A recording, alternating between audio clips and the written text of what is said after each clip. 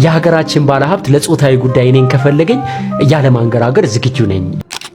የኔም ቤተሰቦች ያለ ልጅ ያንተም ልጅ ያለ አባት ይቀራታል። ኮሜዲያን እሸቱ መለሰና ቲክቶከር ባምቢ ሀበሻ ሰሞኑን ቢደባደቡ ይሻላቸው ነበር የሚያስብል ለሴት ልጅ ማልቀስ ልማዷ ነው ቢባልም እኔ ካሁን በኋላ እምነትም ጭምር የለኝም ከዚህ በኋላ ለማለት የዳረገ ግብግብ በመካከላቸው ተከስቶ ነበር። ጉዳዩ የሶሻል ሚዲያውን ህብረተሰብ ለሁለት ከፍሎት እሸቱ መለሰ ባምቢ ሀበሻን ለምን የቤተ ክርስቲያንን ስራ ማስታወቂያ ተሰራለች እኛ ቅዱሳኑ ያለን በማለት ሲያስተች እሸቱን በሌላ ነገር ጠምዳችሁት ካልሆነ በስተቀር እንጂማ የባምቢ ተግባር ትክክል ሊሆን አይችልም በሚል ሲያከራክርና ሲያጨቃጭቅ ቀርሟል። ሰላም ወደዚህ ቻናል ተከታታዮች እንኳን ወደዚህ በሰላም መጣችሁ እያልኩኝ በዛሬው ቪዲዮአችን ከላይ ቀንጨብ አድርጌ ላስመለከታችሁ የመኮርኳቸውንና ሌሎች ሐሳቦችን አብረን የምንዳስስ ይሆናል። ቪዲዮን ከመጀመራችሁ በፊት ላይክ ማድረጉን እንዳትዘነጉ። ልጀምረው? አዎ ልገባው ነው።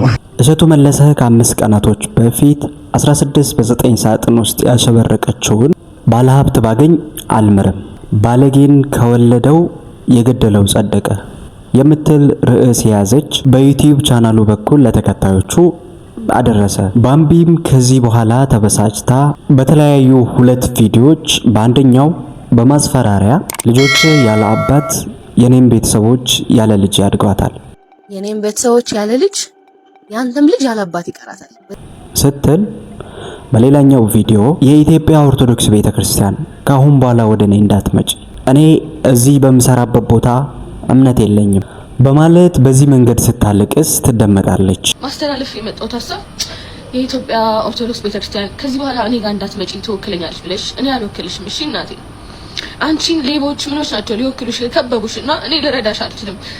እነሱ 30-60 እየተካፈሉ ከነዲያን ጋር እነሱ ይጠብቁሽ። እኔ መጥቼ ካስቀደስኩብሽ ጸበል ከተጠመቅኩብሽ እናት ከሆንሽ ለኔ ቤተክርስቲያን ይበቂ ነሽ።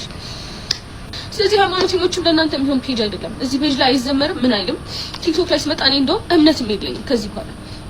እሸቱን ታዲያ ለዚህ ሁሉ ማስፈራሪያና አስለቃሽነት ምን ዳረገው ብለን ስንጠይቅ ኮሜዲያን እሸቱ በዚች ቪዲዮ እንደዚህ በማለት ይናገራል። ያ ቪዲዮ ምን ሰማው? የሀገራችን ባለሀብት ለጾታዊ ጉዳይ እኔን ከፈለገኝ ያለ ማንገራገር ዝግጁ ነኝ የሚለው ንግግሯን እንግዲህ ብዙዎች ተቆጥተውበታል። ግን ለካሷ ታይቷት ነው ማስታወቂያ እንዳሰሯት በሚዲያ አይተናል። እንግዲህ ባለሀብቱን በአደባባይ ክብራቸውን የሚነካ ንግግር መናገሯ መጥፎ መስሎን ነበር። ግን የሥራ ዕድል ካመጣላት እኛም አንዳንድ ካምፓኒዎችን ልንዘረጥጣቸው አስበናል ያሉ ግለሰቦች አሉ። ረፉ ይሄም ሁሉ እስካሁን ኖርማል ነበር ባይዘው። ምክንያቱም አንዳንድ ድርጅቶች ምርታቸው ይሸጥላቸው እንጂ ማስታወቂያ የሚሰራላቸው ሰው ጭራ ቢኖረውም የሰው ጅብ ቢሆን ምንም ግድ የላቸው። ብቻ ያስደነገጠኝ ነገር ግን በዝሙት ቀስቃሽ ዳንሶቿ የምትታወቅ በዝሙት ቢያልፍልኝ እናንተ ምን ቸገራችሁ የምትል ከባለ ሀብት ጋር የመተኛት እድሉን ባገኝ አይኔን አላሽም ያለች መግለጫ የምትሰጥ ብልቅ ብላ እንዳደገች በይፋ የምትናገር ሴት ለአንድ ድርጅት ሳይሆን ለአንድ ገዳም ማስታወቂያ አሰርተዋት ማየቴ ትንሽ አስደነገጠኝ። እምላችሁ በኃጢአት እንደምበልጣት ቅንጣት ታክል አልጠራጠርም። ነገር ግን በአደባባይ ኃጢአትን በመስበክ አዋርድ ያላትን ሴት የገዳም ማስታወቂያ ስትሰራ ማየት ለታዳጊ ልጆች ምንም ያክል የቆሸሸ ስብዕና ቢኖራችሁም ቤተክርስቲያን በእናንተ ትወከላለች የሚል ግንዛቤ ይፈጥራል። እንግዲህ የዚህችን ልጅ ግብር ልክ አይደለም ብሎ ማውገዝ መጀመሪያ ከአባቶች ይጠበቅ ነበር። ጭራሽ በብልግናሽ ከሚያደንቁሽ ተከታዮችሽ ገንዘብ ለምኝልን ብሎ መሾም፣ በኃጢአት ያፈራችሁትም ገንዘብ ቢሆን እግዚአብሔር ይቀበልላችኋል የሚል የተሳሳተ መልእክት አለው። እሸቱ በግልጽ ስም ጠርቶ እከሌ አላለ። ስለዚህ የሱ ንግግር በፍጹም የሚተች አይደለም በሚል ከእሸቱ መለሰ ጎራ ከተሰለፉት ውስጥ እንደዚህ አይነት ሐሳቦችን እንሰማለን። የተናገረው ንግግር ላይ ምንም አይነት ስህተት አለበት ብዬ አላምንም። ስህተት አለበት ልንል የምንችለው እከሊት የምትባል ልጅ ኃጢአተኛ ስለሆነች ለምን ቤተክርስቲያን ትገባለች፣ ለምን ገዳም ትሄዳለች ቢል ነበር። እንደዛ ካለማ ትልቅ ስህተት ነው። ምክንያቱም ማንም ሰው ኃጢአትን ካደረገ በኋላና ልቡ ሲከብድበት ወደ እምነት ተቋማት ጎራ ብሎ መጽናናቱ አስፈላጊ ስለሆነ፣ ነገር ግን እሱ እንደዛ አላለም።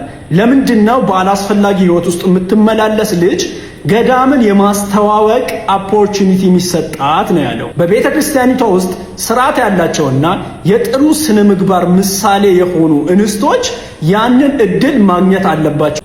በተቃራኒው ማስታወቂያ የሰራቸው እሷ ነች። እሸቱ መለሰ የሱ እንጀራ ስለተነካበት ነው በማለት ለምሳሌ በቲክቶክ አንቱታን ካተረፉት መካከል እና አዎንታ በርሲሳ እንደዚህ አይነት ሀሳቦችን ሲሰነዝሩ ይታያሉ።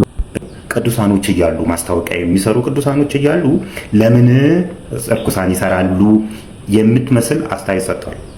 እንግዲህ ይሄ ከምን ይመነጫል መሰላችሁ? ቤተክርስቲያንን ደጋግሞ ከመዝረፍ፣ ከቤተክርስቲያን ደጋግሞ ኮሚሽን ከመብላት፣ ቤተክርስቲያን ደጋግሞ ከመሄድ የተነሳ ኢየሱስ አጎታቸው ይመስላቸዋል። ቤተክርስቲያን ደግሞ ያጎታቸው ቤት ይመስላቸዋል። ስለዚህ በአጎታቸው ቤት ደስ ያላቸው ሰው ይገባል። እነሱ ቅዱሳን የሚሉት እርኩሳን ወደዛ አይጠጋም በእነሱ መስፈርት ማለት ነው። ሲጀምር ቤተክርስቲያን የሃይማኖት ተቋማት የሚቋቋሙት እኮ ለቅዱሳን አይደለም። ይህ ህዝቡን ለሁለት ጎራ የከፈለው ጉዳይ እሷም ድጋሜ የቤተክርስቲያንን ማስታወቂያ አልሰራም በማለት አልፈልግም፣ አልሰራም። ኮሜዲያን እሸቱም ይቅርታ ጠይቃታለሁ ብሏል በመባል ሰዓት ላይ መጥቼ ይቅርታ ጠይቃታለሁ አለ እሸቱ። ጉዳዩን አሁን ላይ ሌላ አቅጣጫ ይዘውታል። በዚህ ዙሪያ እስኪ የእናንተ ሀሳብ ምን ይመስላል? እኔ ከወዲሁ ሰናበታችኋለሁ። እናንተ ሀሳብ አስተያየታችሁን ከታች መቀጠል ትችላላችሁ። በሌላ ቪዲዮ እስከምንገናኝ ድረስ መልካም ቆይታ ተመኘው። ሰላም ለሀገራችን።